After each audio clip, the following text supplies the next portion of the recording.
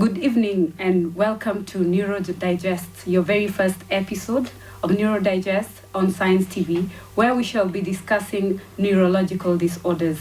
My name is Sylvia Mochabo. My interpreter is Maureen, and we are going to be taking this journey with you. And we hope that you're going to engage us, interact with us on our social media pages that are shown below, and also ask all the questions that you want of what is disability and invisible disability as the main focus we're going to be having today. Most of the times when we hear the word disability, we think about someone walking on walking sticks, on a wheelchair, a blind person, someone who's deaf. Have you ever known that there is something as invisible disability? I'm sure you're asking. Science TV is usually about the ones who cannot talk or are hard of hearing. And why is she here? I'll give you a brief about Sylvia Mochabo and actually why I'm wearing this. As Sylvia Mochabo, I'm a mother of 2 children who are neurodiverse, meaning that they are on the autistic spectrum disorder, as we mostly call it autism. My 2 children have been a solid rock. They have taught me to learn how to raise them. They have taught me more than what I could have learned in school about parenting, about living with a child with a disability, and living with a child who you cannot communicate to. What would you do if it was you? Remember, when you get this child, everyone expects a perfect child, and no one gives you warning. All you realize is, oops, something has happened. So how do you deal with it? These are some of the hard questions we're going to be tackling in this first episode and throughout the season of Neuro Digest with me, Sylvia Mochabo. So what are invisible disabilities and why did we choose Neuro Digest? As a human being, your body is made up of neurons, and these are the ones that are responsible for communication between your brain, your spinal cord, and your nervous system. So what happens when something goes wrong? Just like in your house, when there's too much electricity, the fuse blows. That means there's no power in either a specific section or the entire house. That's the same thing that happens with our body. So the neurological system, when there is interference, then we have some disorders in the person. That means that we get interference in how we speak, how we move, how we operate, how we process, and generally how we respond in the environment. That is why they're called neurological disorder. And normal human beings, as we say it, is called neurotypical. So neurodiverse means that a person who has diversity and some change in their neurological system. And that is what we are focusing on. I want to help you understand and welcome you to our world as parents, as caregivers, and we shall be meeting some of the people who live with these conditions in our country. We shall be featuring the ones who are on the extreme side, the ones who have made it in life, the parents who have walked the journey, caregivers. How do they go to school? Have you ever wondered? How do they survive? How do they take care of these children in school? What do they need to live a near normal life? These are some of the hard questions we'll be tackling throughout this season. And I'd like for you to stay tuned right here on Science TV as we diverge into this world of neurodevelopmental disorders, and as we might be saying a lot, neurotypical and neurodiverse. Those will be the comparisons that we'll be looking at. And the 4 major that we're going to be focusing on, we'll be having the Autism Spectrum Disorder, ADHD in long, attention deficiency hyperactivity disorder, and Down syndrome and cerebral palsy. And on top of that, we shall be also looking at some of the learning disabilities that the children go through and how, as a parent, you'll be able to deal with them and how you'll be able to adapt to society and what is expected of you as a neighbor. How do you live with these children? Those are some of the other questions that we shall be handling and getting deeper into it. And the experiences, the good, the bad, and the ugly. Because trust me, it's not an easy road. Been there, done that. Once again, this is Sylvia Mochabo, and my interpreter is Maureen, and we shall be right back as we dive into the details of what is autism, what is cerebral palsy, what is Down syndrome, and what is ADHD in detail. Stay tuned.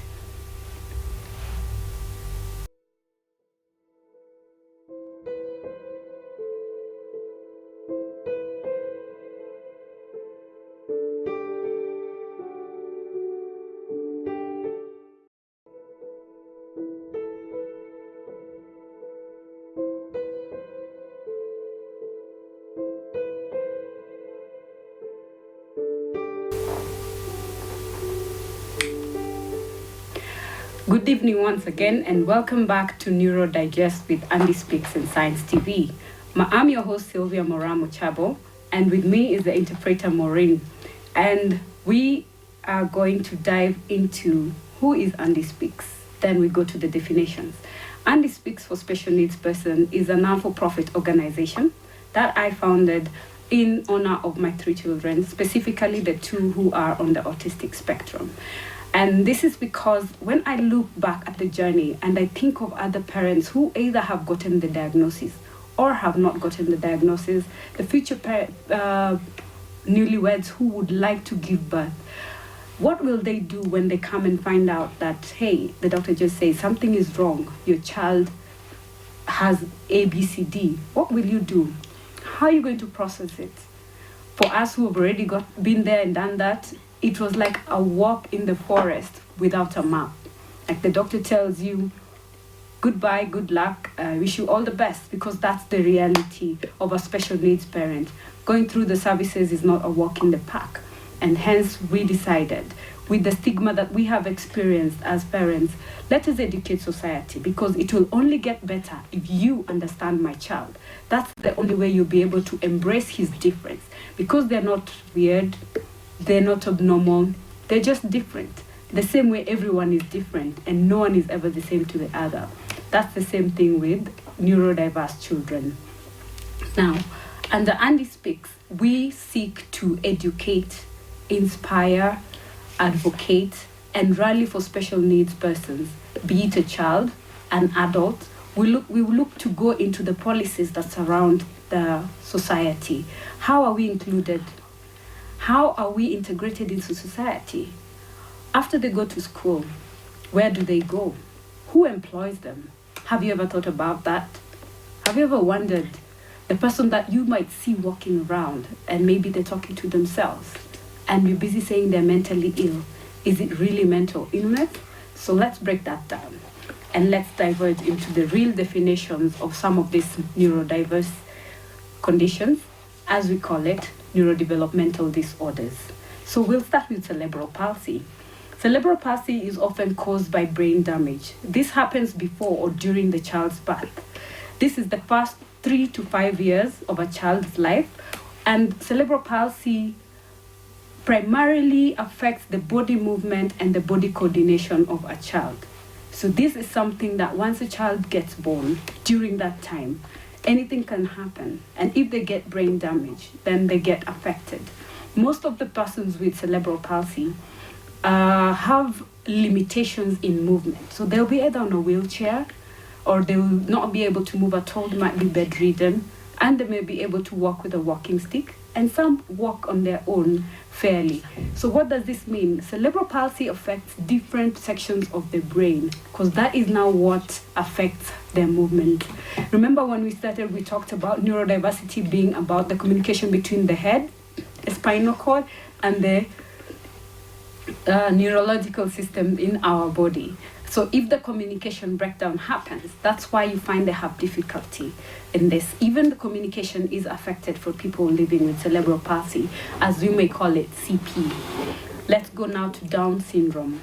Down syndrome, also known as trisomy 21, is defined as a genetic disorder that is caused by the presence of all or a third of a copy of chromosome 21.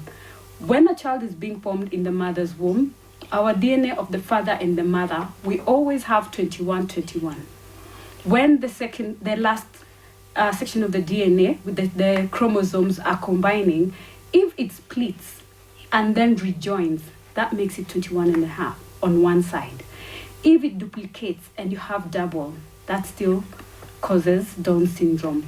Or if you have half of it breaking and joining again, that's the same thing. So it typically is associated with the physical growth delays. Characteristics of Down syndrome, you always find that we have the facial features where the eyes will be a bit slit. You will find the hands will look a bit different, and they might have mild to moderate intellectual disability. The other thing is their communication will be challenged in speaking, but most people with Down syndrome always have an easier way to communicate. So there is always the mild and severe for Down syndrome, which is one of the diseases, the neurodiverse diseases that are not very common in Kenya, but very common in other parts of the world. Let's go to autism spectrum disorder. This is the most common of all the neurodiverse conditions that we're currently facing. Is one of the things we're trying to find out, is it that we are more aware, or is it that it has always been there, we've just been looking at it differently? So what is autism? How have you even ever heard of autism? But now let's answer that question for you. Autism spectrum disorder, why spectrum? It's called a spectrum because it is very wide. There is no point you will find one person who has autism similar totally to another person. Autism is an umbrella term for developmental conditions that are marked by persistent, ongoing challenges with social communication and interaction, as well as restricted and repetitive behavior patterns, interests, and activities. Autism-related challenges can range from mild to severe, and they vary from person to person. Every person on the autism spectrum has a unique challenge and different levels of ability. I will dive a bit into this because this is the one that most people are interested in, looking at the questions that we have received. ASD, as we call it in short, and a person who has autism is called an autistic. The condition is called itself, you can call it either autism, ASD, or in full, autism spectrum disorder. Autism has the sign of a puzzle. This also represents the same diversity that it has. Autism covers a span of so many effects in a person that you cannot match one person to another. Even the same children on the spectrum, on the mild spectrum, are not the same. So that's why we have the puzzle, because you have all these different areas that are affected in one's body, and there are different ways that the child gets affected in communication, in sensory, how they socialize, how they relate in society. And the one common factor in all these neurodiverse is the fact that all of them, their communication is affected. You will find 80% of people living with these invisible disabilities are nonverbal. What do I mean by that? This means that a child may be able to hear you, but they might not be able to respond to you. That makes them nonverbal. When a child is 5 and they've not yet started talking, when a child is almost 10 and they've not started talking, it's not that they can't hear you, because there is this one concern as parents we've seen where children are being misdiagnosed as being deaf. So when we go to the doctors, they say the child is deaf, and they start treating deafness, when in actual sense, the child is autistic, meaning that they're not able to process the words. They can hear you, but they're not able to process neurologically to respond to you. The other challenge that you'll find common with the children is the lack of eye contact. Why is this? Most of the children who are affected tend to have a tendency that they can only process 2 to 3 things. So when you're having a conversation, if you're speaking to them, they can look at you and listen as they process the answer. Those are 3 things, which is more than enough what a child can handle who is also neurodiverse. When they're responding to you, 80% of the time, you will see they will not have eye contact with you, because at this time they have to do 3 things also. Remember what you asked, process the answer, and talk it to you. So you will find these are some of the main challenges that we find with neurodiverse children. Now let's dive into ADHD. In long, that's in short. In long, attention deficit hyperactivity disorder. ADHD has 2 types. There is the one that functions, that affects attention, and there is the one that the child is extra hyper. But let me break it down to you scientifically. ADHD is a common childhood illness that can be treated. It is a health condition involving biologically active substances in the brain that exhibit a persistent pattern of inattention and or hyperactivity or impulsivity that is more frequently displayed and more severe than is typically observed in individuals at a comparable level of development. What this means, in our local society, I'm sure there is that one child you always wonder, Why can't they sit still? Why are they all over? Why can't this child just follow instructions? You tell them, do A, they do B. You tell them, go to X, they want to go to Z. Or they'll finish X very fast and jump to whatever else it is that they want to do. They can never settle. They just cannot settle. They're all over, jumping on the table, sitting on someone, pulling another child, that child that looks like they have energizer batteries. Even time for bed is not time for bed for them. So that is what ADHD is. But most of the time we confuse it for a child being in discipline. Have you ever seen why you could beat a child and discipline so many times, but this never changes? Because it's just a disability like any other. But all this can be treated or managed. Like ADHD, with the nutrition, and the extreme cases, we need to take medicine. Autism Spectrum Disorder is managed through many ways. There is need for therapy.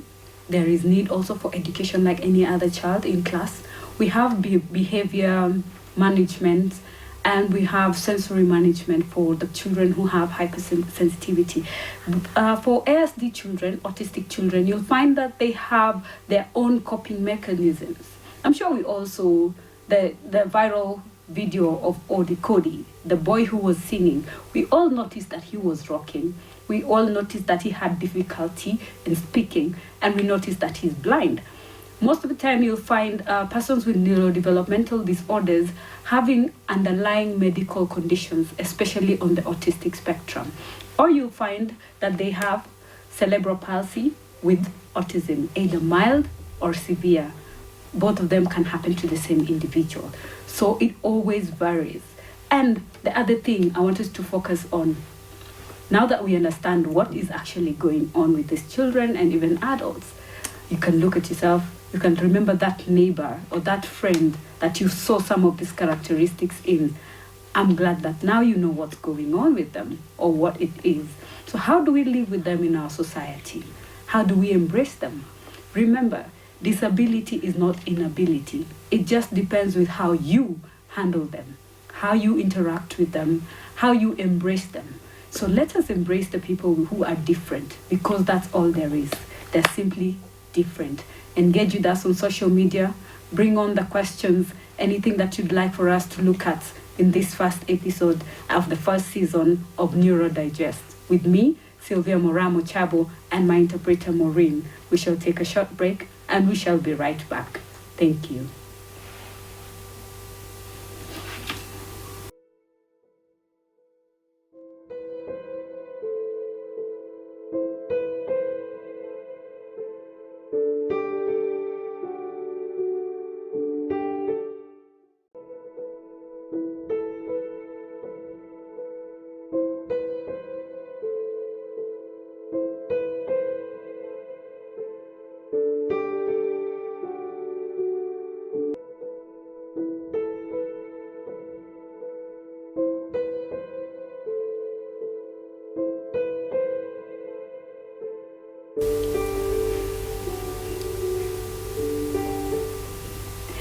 Good evening and welcome back to Neuro Digest. I'm your host Sylvia Moraa Mochabo with my interpreter Maureen.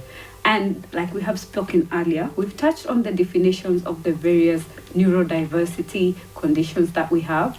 We have also touched on what is Andy Speaks and why Neuro Digest.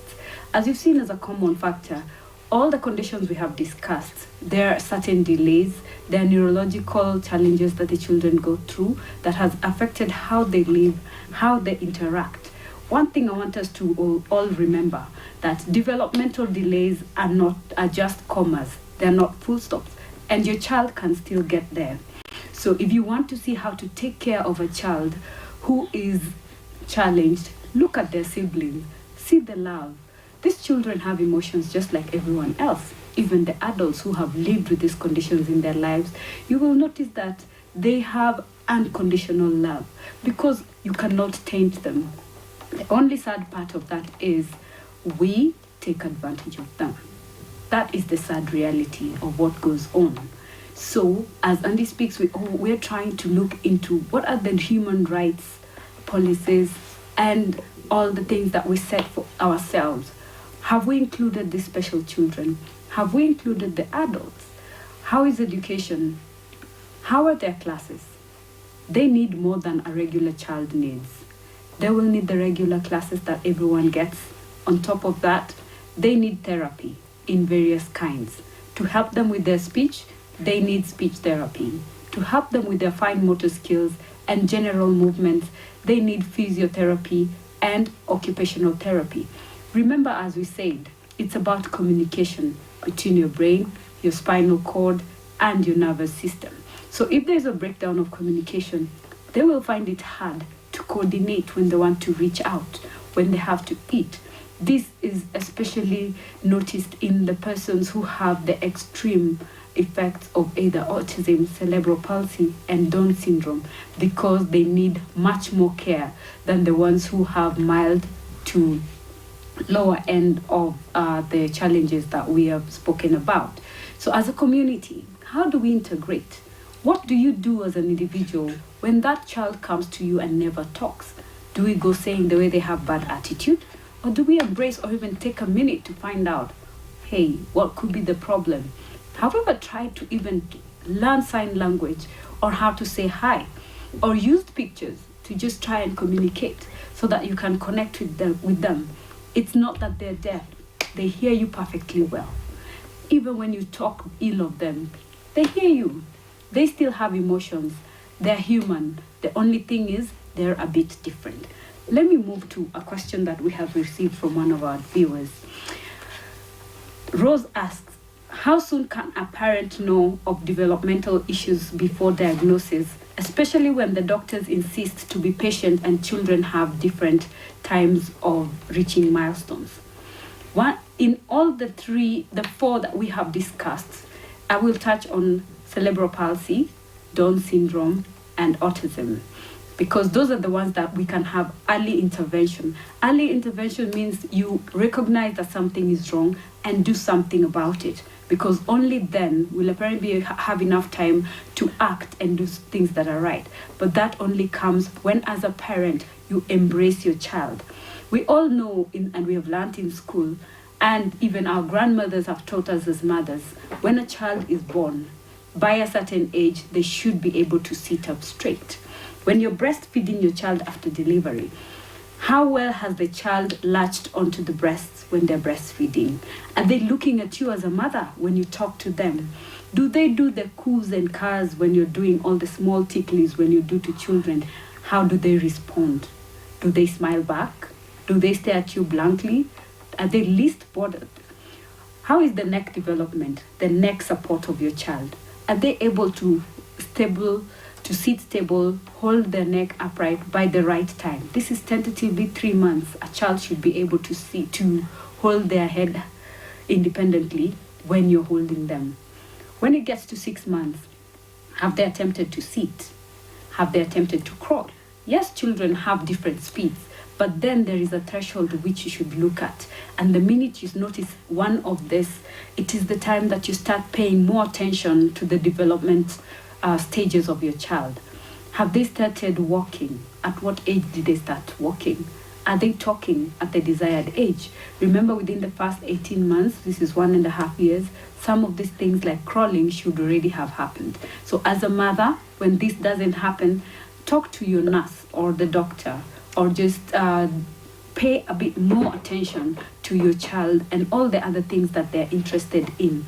The more they grow, then the more the symptoms are visible. Because as a boy, you expect them to like cars. As a girl, you expect them to start liking dolls.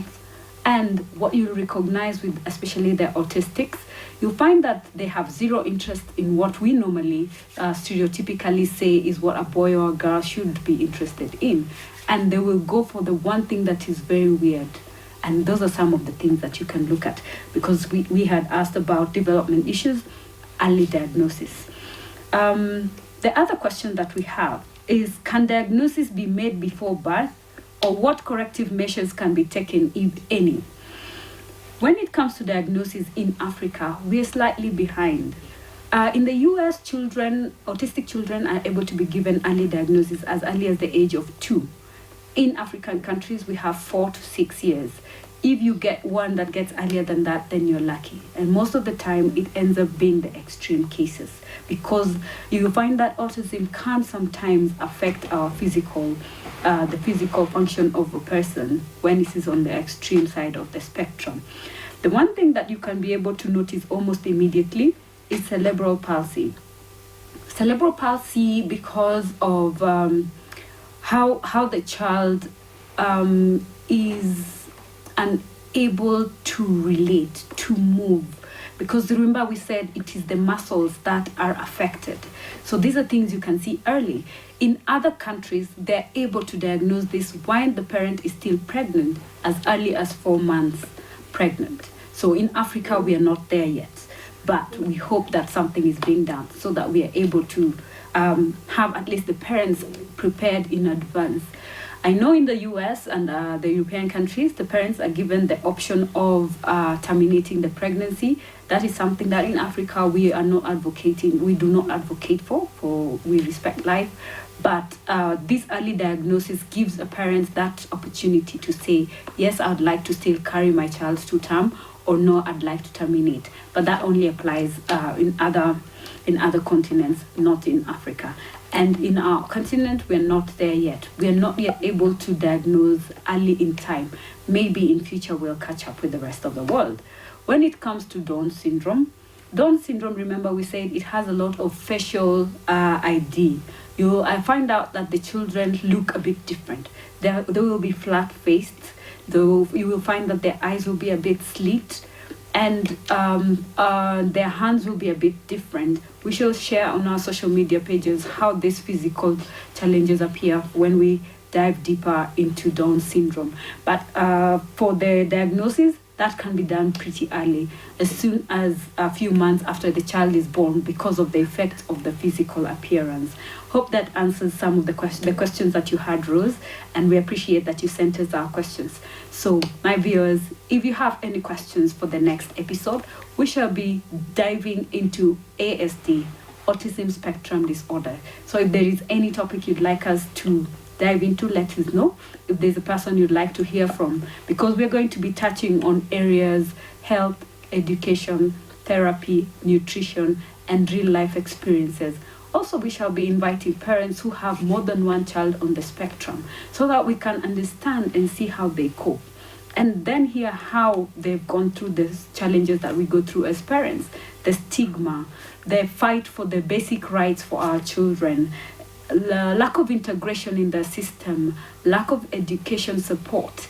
And we shall be able to dive in deeper and try and see what can the government do? What can you do as the next person, as the neighbor, as the friend? These are the things we shall be looking at as we go deeper into our season. And thank you for being a gracious audience. We're coming to the end of our first episode of Neuro Digest. I hope to see you next Tuesday, same time on Science TV, with me, Sylvia Moraa Mochabo, and Maureen, my interpreter. Thank you, and see you next week. Ciao.